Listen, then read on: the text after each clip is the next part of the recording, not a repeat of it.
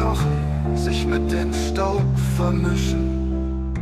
Ein sicherer Schuss des Todes und ich fiel zu Boden.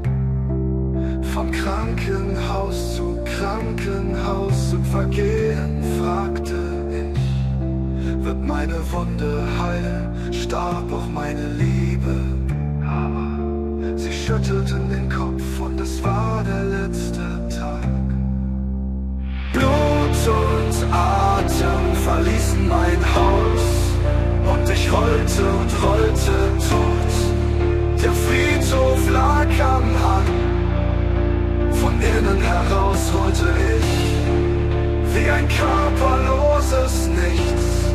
Langsamkeit anderer Welten und ich sah dich nicht, Liebe.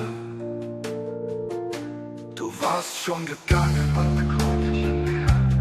Einige sahen zu und sagten nichts. Ich rollte und rollte über Erde oder Asphalt, blieb unter einer Maschine stecken. Und du tauchtest auf, Gesicht der Jugend, und du sahst mich in meiner Einsamkeit. Mit deinen wortlosen Augen sahst du die größte Wehrlosigkeit.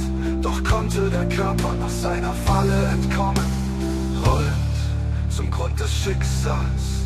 Ich kam zum geschlossenen Tor des Friedhofs.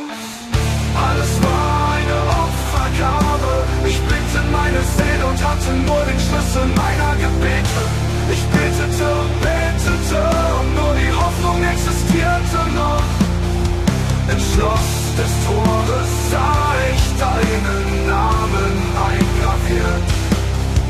Ich strich über die Buchstaben und meine Lippen liebten sie.